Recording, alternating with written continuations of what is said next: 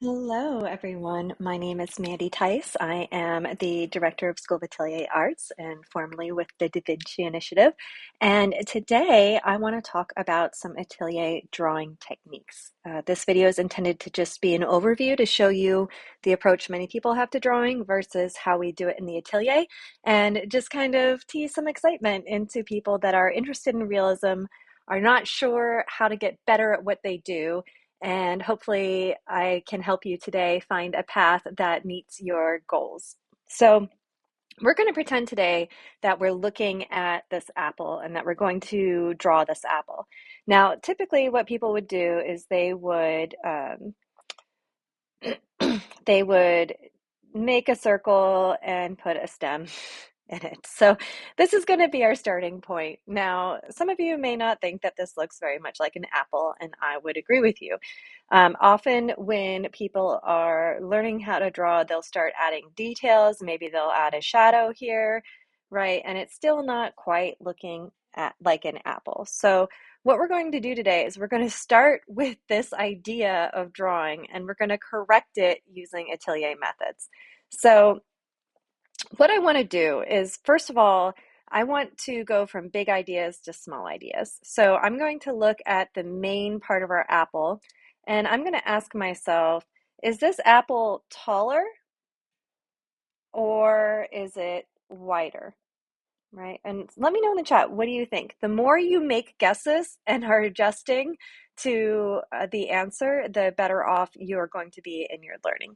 So even if you're shy and you don't want to type into the chat, online, where other people can see you, at least write down your ideas, because it forces you to commit to an answer and it'll help you correct.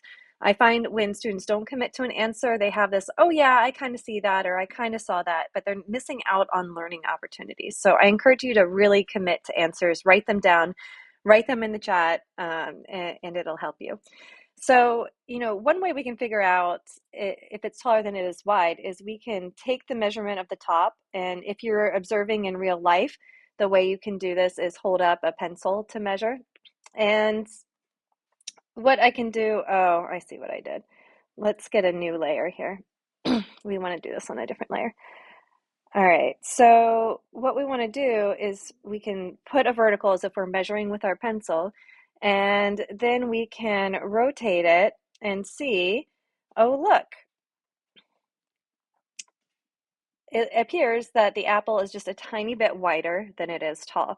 So what I'm going to do is I'm going to go back to my main drawing over here, and I'm going to adjust it, right? I'm going to adjust it so that it's just a little bit taller than it is wide. So I'm going to um, I'm going to measure what I have and see if it is indeed a little bit taller than it is wide. So here's my height, and let's see if it is a little bit taller than it is wide. It is, yay. Okay, now if this is true, so we checked both the original, what we're looking at, and this random circle I drew to represent my apple. It's actually a little bit taller than it is wide, so the proportions are good.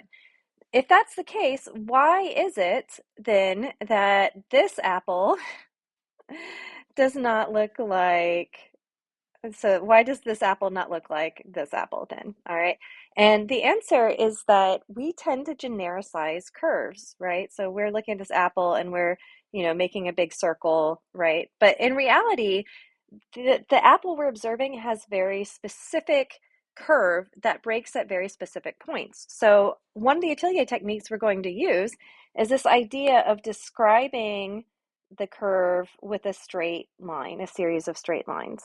Okay, and when we do this, it helps us observe more carefully what's going on with the true shape of the apple. So this is how I'm going to think about it. And now I'm going to think that way on my original drawing and make some corrections, right? So I see that this angle is a little more severe here, that we have, it's sticking out just slightly, right? And I'm going to get my eraser and erase, oh, I see what I did. I need to combine this layer with this layer so that I can actually draw it. Okay. So so instead of thinking of it as a round apple, a generic circle, I'm now starting to get specific in the angles of this apple. All right, and you can, see how we're starting to get a more specific apple shape with these corrections, right?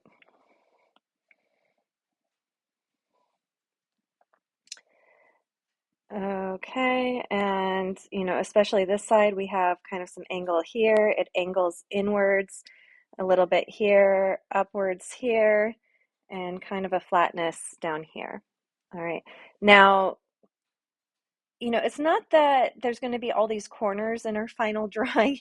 It's that we want to figure out where the curve is actually breaking and be accurate in showing where these curves are actually breaking. And then it's kind of a flatness across the top here. And we can make an argument that there's a slight edge here. Okay, do you see how we're starting to get a specific apple now, that we're not making a generic apple? That we are finding exactly what this apple and the shape of this apple looks like.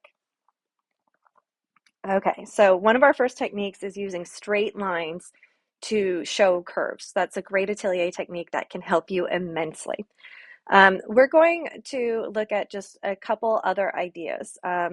So now that we have the big idea, the height versus the width, this stem is kind of like doing some crazy stuff out here. Now, you might notice that, let me get rid of this line. You might notice on our original over here that the stem does not, in fact, leave from the outside of the apple. It leaves from the inside of the apple. Do you see how that's inside the northernmost boundary of our apple? All right. Now, if that's true, that means that our stem needs to go to the inside of our apple, but that's not enough.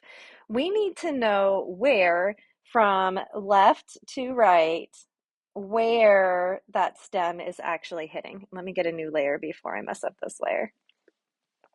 Okay, so here's another Atelier technique that I like to use. If this is the width of our apple, and I put a bar across here, okay, and I'm going to say that this side is 1 and this side is 100, right? Where, let me get a new color here.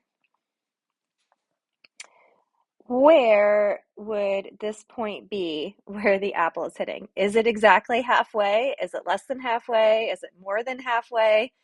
And I'm seeing it as a tiny bit less than halfway. So if I had to give this a number where the left is 0 and the right is 100, I would say this is like a 48 where the stem actually meets.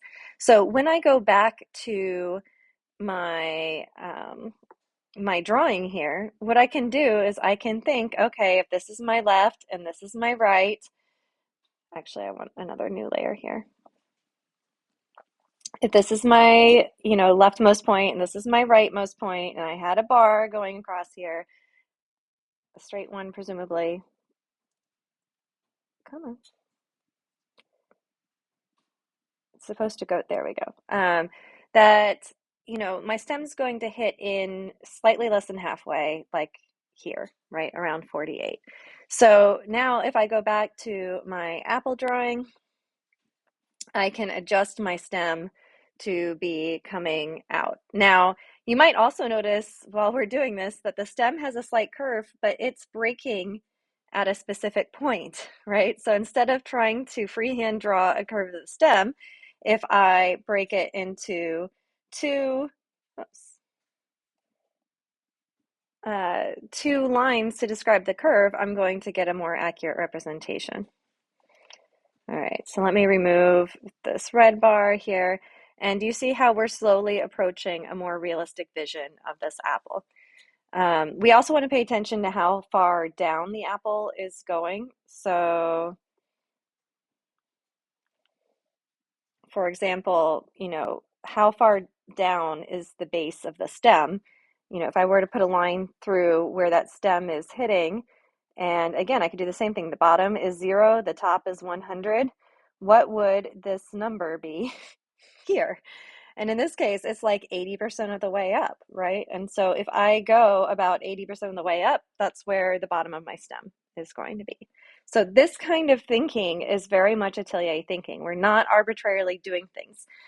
We are being very thoughtful about what we're doing. And what happens is over time, as you train your brain to think in this manner, it becomes second nature to you and you don't have to think so hard. All of a sudden, you're just drawing straight lines to describe curves. And sometimes you're even imagining the straight lines while you're straight up drawing a curve, right?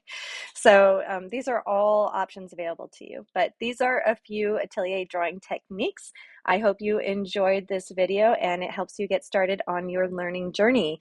If you'd like to learn more, I run an online school. You can join us in our online Atelier Painting Bootcamp. You can learn more at schoolofatelierarts.com. And if you're interested in more drawing techniques, we sell sets of 50 worksheets on our website, schoolofatelierarts.com, under the Atelier curriculum. And we teach you skills like this where you can practice them and add skills together over time, over a series of worksheets. So if you're an art teacher, if you're an interested student that wants some practice in thinking using Atelier drawing techniques, I encourage you to check that out. Thank you for joining me today. It was lovely having you, and best of luck on your art journey.